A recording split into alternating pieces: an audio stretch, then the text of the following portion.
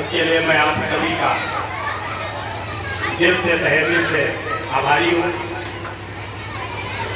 इस क्षेत्र से आए हुए सभी सम्मानित नागरिक, इस विद्यालय मदरसा परिवार के सभी सम्मानित मौलाना साहब, शिक्षक तथा बच्चे और बच्चियां, जैसा कि इससे पहले भी कई बच्चे भी बहुत अच्छा गीत के माध्यम से देश के बारे में जो बताया, वास्तव में दिल को छूने वाली बात।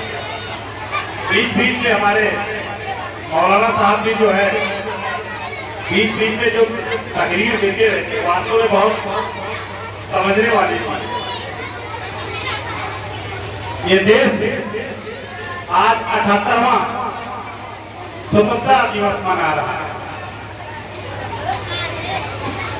इससे पहले अभी हमारे एक वक्ता बहुत अच्छी बात बताए, पूरी हिस्ट्री खोल के रखी है 1857 से लेकर के 45 तक। इस देश को आजाद कराने के लिए हिंदू और मुसलमान, सिख, ईसाई जो भी उस वक्त थे, सभी ने इस देश को स्वतंत्रता दिलाने के लिए सभी ने अपना पसीना बहाया। इसमें कोई दो राय नहीं, किसी भी एक वर्ग का सहयोग नहीं, इसमें सारे वर्गों का सहयोग। लेकिन कभी कभी अभी देखिए, अभी मैं एलबीएस इंटर कॉलेज से आ रहा था, क्योंकि जब पढ़ रहा था तो उतना वो अनुभव नहीं हो रहा था, लेकिन अब धीरे धीरे ज्ञान जब जैसे जैसे उम्र बढ़ रही है, एक गीत गाया जाता है, ये भी हमें आजादी बिना टिकट बिना ढाल, साबरमती के संग तूने कर दिया कमाल। थोड़ा तकलीफ होता है। तकलीफ क्यों होता है? तकलीफ इसलिए होती है कि जब बिगड़ खड़क बिना ढाल, बिगड़ तलवार, बिगड़ लड़ाई लड़े जब हमको आजादी मिल गई, तो उन क्रांतिकारियों, उन सैनिकों का क्या हुआ जो हंसते हंसते फांसी के तख्ते पर लटक गए थे? फिर आजादी उनका अपमान नहीं हो रहा क्या? अरे जब चरखे से आजादी आई थी तो उनको फांसी पर क्यों लटकाया गया था? शहीद क्यों हुए थे? ये अंग्रेजों ने उनको क्यों लटकाया फांसी पर? ये ऐसा नहीं है कि मैं गांधी जी की इज्जत नहीं करता हूँ, मैं गांधी जी की इज्जत करता हूँ। उन्होंने नेतृत्व प्रदान किया था देश में, लेकिन जब उन्होंने उनके नाम पे जब ये गाना गाया जाता है, दे दी हमें आजादी बिना खड़क बिना ढाल, साबरमती के संग तूने कर दिया कमाल, तब तक दिल में कहीं न कहीं तकलीफ, उन शहीदों की आत्माओं को तकलीफ होती होगी।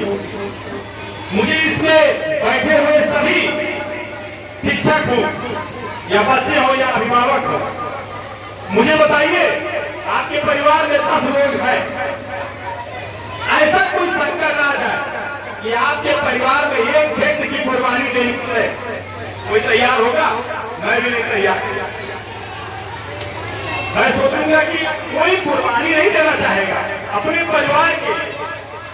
उन शहीदों से पूछे जो देश के लिए कुर्बान हो गए, उनका कितना बड़ा योगदान। आज ये देश उनका ऋणी है, उन शहीदों का ऋणी है, उनको नमन करना चाहिए। मैं अपने बच्चों को थोड़ा सा बच्चों को चुप कराइए। आज देखिए, ऐसा नहीं है, आजादी हमको मिल गई, आजादी हमको मिल गई है। जैसा अभी मौलाना साहब कह रहे थे कि जब देश गुलाम था, क्योंकि हम उस गुलामी को नहीं जानते। हमारे यहाँ बैठे हुए कोई हो सकता है जो बचा हो, गुलामी को किसी ने देखा नहीं, लेकिन इतिहास में पढ़े हैं कि अगर आप बस में जा रहे हैं और अंग्रेज आ गया तो आपको पड़ता, आप अंग्रेज के सामने बस में बैठ के नहीं जा सकते, आप अंग्रेज के सामने कोई काम नहीं कर सकते थे। अगर अंग्रेज आता था बगैर पूछे आप कुछ, मतलब एक गुलामी। तो अब आजादी मिल गई है हम लोगों को, लेकिन आजादी मिलने का मतलब ये भी नहीं है, अनियंत्रित आजादी बड़ी खतरनाक होती है। गुलामी से ज्यादा खतरनाक अनियंत्रित आजादी होती है। आपके मकान के बगल में रोड बनी है, सरकार ने बनवाया। अनियंत्रित आजादी यह है कि आपने रोड के चिपका के खूंटा कर दिया। गांव के कोई बूढ़ बुजुर्ग या कोई अच्छे नेता कह भैया ये खूंटा उठा लीजिए, तो बात पे हो, ये है अनियंत्रित आजादी। अनियंत्रित आजादी बड़ी खतरनाक है। हर व्यक्ति मकान बनाता है, अखबारे पूरा पड़ा रहता है, अखबारे का मुंह नहीं छोड़ता। अरे भाई मोटरसाइकिल तुम्हारे पास है, साइकिल है, कहाँ खड़ी करोगे? और खड़ी करोगे तो दूसरा आएगा जाएगा, उसको परेशानी होगी। ये सब चीज समझने की आवश्यकता है। ऐसा नहीं कि अब आजादी करने को जो इच्छा हो करे। आजादी का मतलब है कि अपने अंदर संयम भी रखिए। आजादी का मतलब है कि बच्चों को बताइए, सभी गार्जियन अपने बच्चों को बताएं कि अपने अगल बगल साफ सफाई रखिए। आजादी का मतलब यही नहीं है कि अब हम आजाद हो गए, अंग्रेज चले गए तो हम जो इच्छा हो करें। अरे भाई आप अगल बगल आप अपने साफ सफाई करें, और उसी में अगर जरा सा पानी गिरा दिया तो उसके लिए मार कर लोटे हो, कुत्ता जबरदस्ती कराए पड़ा रहता है, उसको कोई नहीं ध्यान करता है।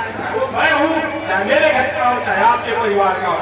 आवश्यकता देखिए छोटी छोटी कमियों को खत्म करने की आवश्यकता है।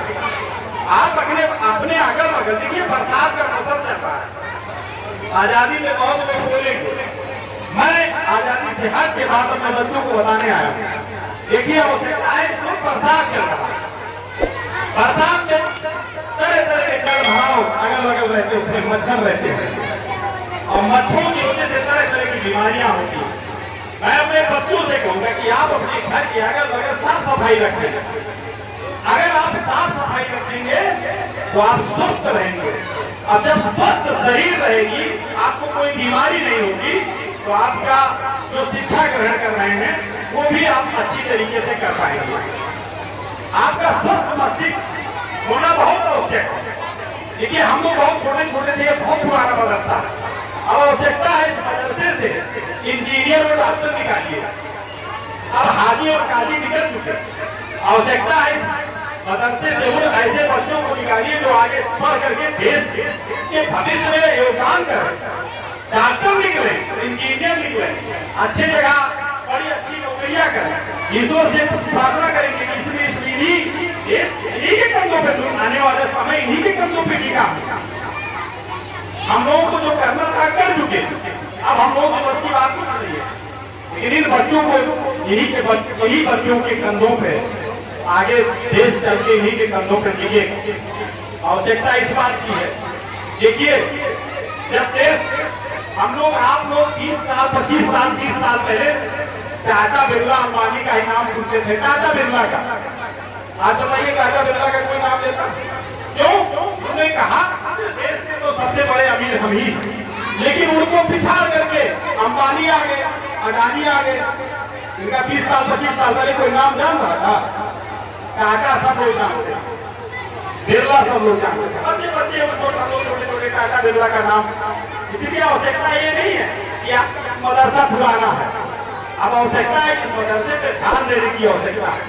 हमको बच्चे और विद्वान है हमारे,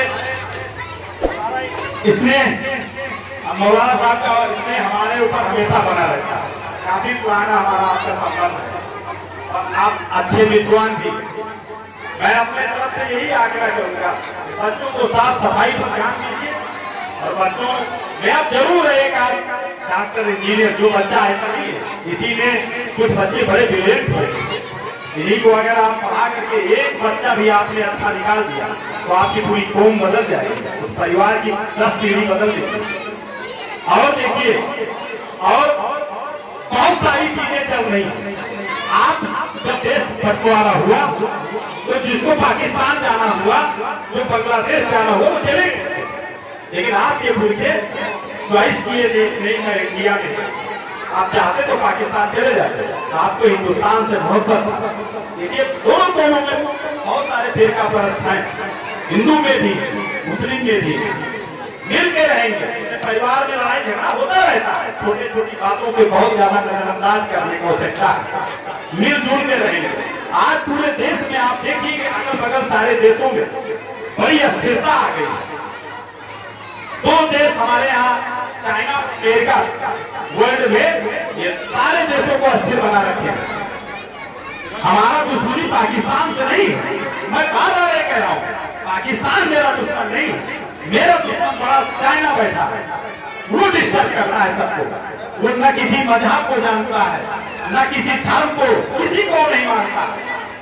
तो आप जो चाइना के बारे में जानते हो, वो पूरी तरह से विस्तार वाली उसकी योजनाएं, वो छोटे छोटे देशों को हड़पना चाहता है कर्ज के जाल में। जैसे आप अपने समझ लीजिए कोई बड़ा साहूकार है, वो कर्ज छोटे छोटे गरीबों को कर्ज देकर के उनकी जमीनों को लिखवा लेता है। इसी तरह से बगल में चाइना है, कई देशों को अस्थिर कर देता है। आप देख लीजिए श्रीलंका में उसने कर्जा देकर के श्रीलंका को अस्थिर कर दिया, पाकिस्तान को स्थिर कर दिया। बांग्लादेश की बहुत अच्छी इकॉनमी थी, हमारे देश से अच्छी थी, लेकिन देखिए कि क्या हुआ, कितना बड़ा नुकसान हो गया। 20 साल पीछे चला गया बांग्लादेश। ये कौन कर रहा है? अमेरिका और चाइना कर रहा है। हमारा दुश्मनी हमको किस तरह से लड़ाया जाए, किस तरह से किया जाए, ये विदेशी व्यवस्था कर रहे हैं। हम आप समझ नहीं रहे, तो समझने की आवश्यकता है। ऐसे नहीं है आजादी का मतलब ये नहीं है। जैसे आपके पुरखे हमारे पुरखे इस देश को अपने खून और पसीने से सींचा था, आज भी इस देश को आगे बढ़ाने की आवश्यकता हमारे और मेरे बच्चों के कंधों पे। इसी बात के साथ मैं अपनी बारी को विराम दूंगा, ज्यादा न कहते हुए, और क्योंकि कई कार्यक्रम में खाना भी था और साहब ने आदेश दिया, तो आदेश का पालन हुआ, मैं आया। इसके लिए मैं आप सभी का फिर से हार्दिक धन्यवाद करते हुए मैं अपनी बारी विराम दूंगा। जय हिंद, जय भारत।